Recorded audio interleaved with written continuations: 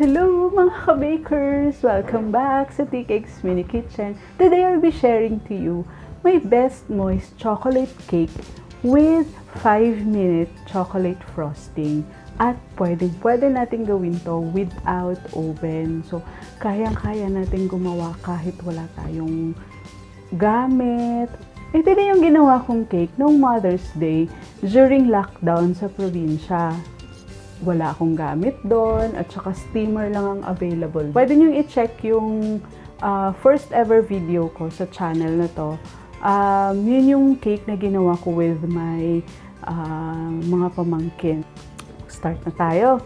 Pero bago pa lang lahat, wait lang. Mag-preheat muna tayo ng oven and for 175 degrees Celsius for 15 minutes. And then, i-prepare natin yung pan natin. 3 pans na 6 inches ang ginamit ko. Pero pwede natin gamitin yung 8 inch at saka 9 inch. So ako, I prefer 6 inch kasi mas gusto kong taller yung ating cake. Mas cute siya tignan para sa akin. So, start na tayo.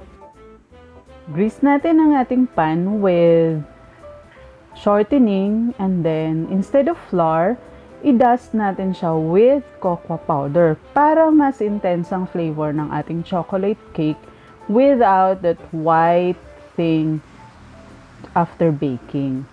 Okay, so mag-measure lang tayo ng 1 3/4 all-purpose flour at i-level natin to. Importante sa atin, mga ka-bakers, ang tamang sukat. And then sift natin. So, with the cocoa powder na 3/4 cup unsweetened. So, yun yung, pwede din kayong pumili ng Hershey's. Mas masarap yon. Tastes like chocolate talaga yung ating cake. And then, sift natin ulit para mawala yung lumps. Kasi sa cocoa powder, usually mas madaming lumps. So, importante na na-sift talaga natin. And then, the white sugar, again, measure natin. That is 2 cups na white sugar. Sift natin ulit. So, pwede namang hindi natin i-sift yun as long as fine sugar. And then, 1 1/2 teaspoon baking powder and 1 1/2 teaspoon baking soda at saka yung ating 3/4 teaspoon na salt. So, sift natin ulit kasi baka mamaya may buo-buo naman talaga doon. And then, whisk natin yung ating dry ingredients. Whisk natin yan. Until mag-combine sila at kung makikita natin may mga lumps pa, then we will i-sift natin ulit. Okay, then we will start na sa ating liquid or wet ingredients. So, we'll start with the milk. 1 cup buttermilk ang kailangan natin.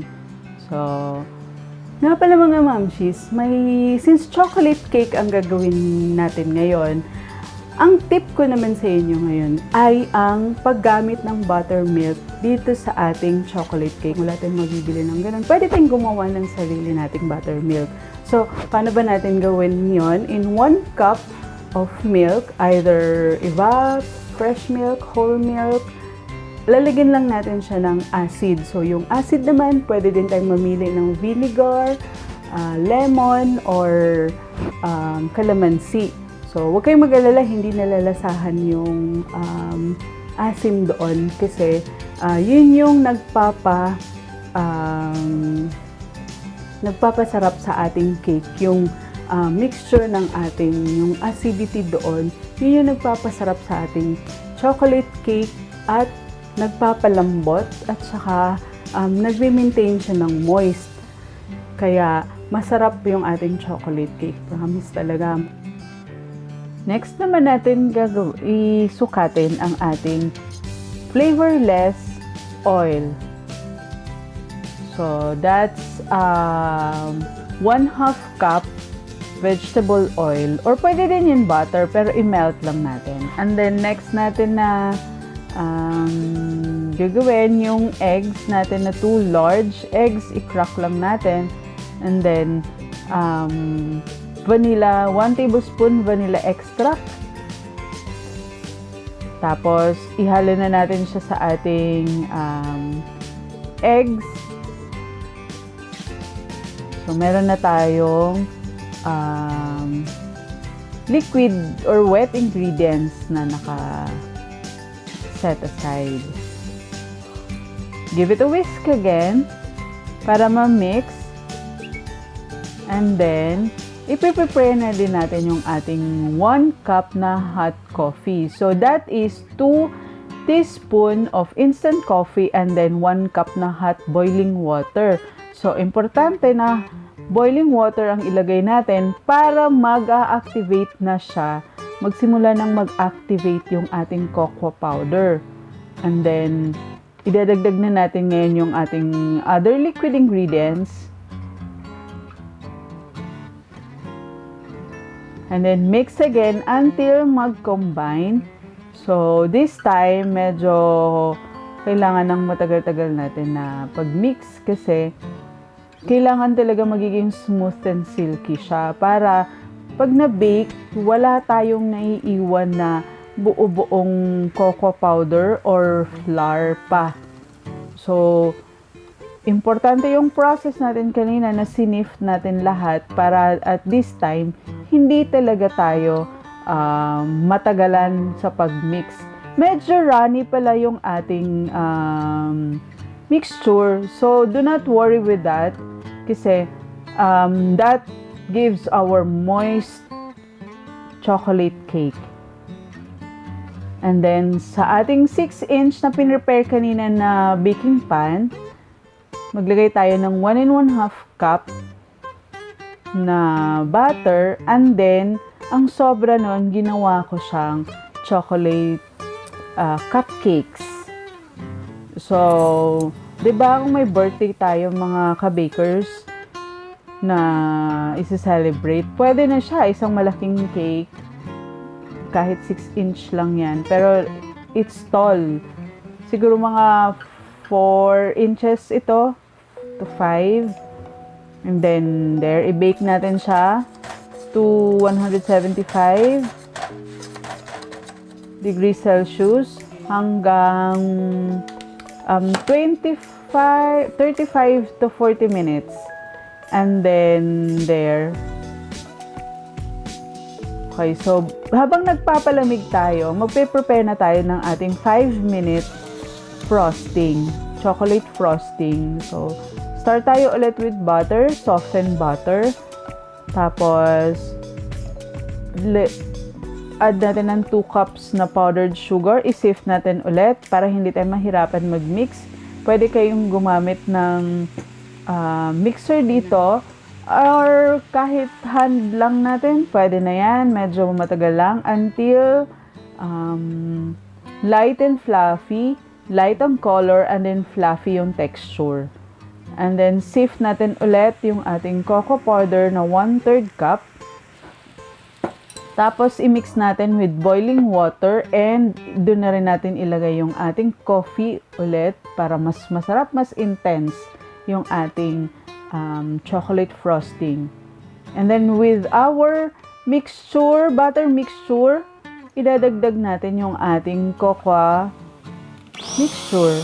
Tapos, i-mix natin. Okay, gumamit ako ng hand mixer para mas madali, para mas mabilis. Medyo mainit sa room namin, kaya, or sa kitchen ko, kaya medyo sensitive yung aking butter dahil butter, high quality butter ang ginamit ko dito. So, madali siyang mag-melt. And then, idagdag natin dito yung ating melted chocolate na 1/8 cup. Plus, dagdagan natin ng konting salt para medyo may agaw ng ating at lumalabas yung tamang lasa talaga ng sweetness pag lalagyan natin ng salt. Okay, so sa pag-melt ko ng chocolate, naglagay lang ako ng hot water. Dapat hindi hot water, hindi dapat tumama yung ating end ng bowl sa tubig. So, magme-melt na yung natin, chocolate natin. And then, simulan na natin mag-decorate. So, gumamit ako ng pipe para even at saka faster. Even yung ating, yung ating pag-spread. Pwede din naman ding i-spread na lang using the spatula or scraper.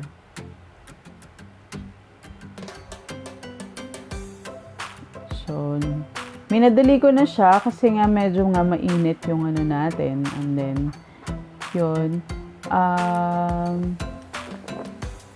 After natin ma-coat lahat, crumb coat, i-coat muna natin. And then, ilagay natin siya sa chiller for like 30 minutes to 1 hour bago natin ulit siya i-decorate para mas nag-set talaga yung ating frosting. And then there, ready to eat na siya mga ka-bakers. This is our super moist. Sobrang sarap. So yum. Kain tayo mga ka-bakers. Thank you for watching. At saka mag-comment po kayo sa description box pala yung recipe. And then check nyo na lang po. Hindi, acknowledge muna yung parang sa salamat po sa sponsor.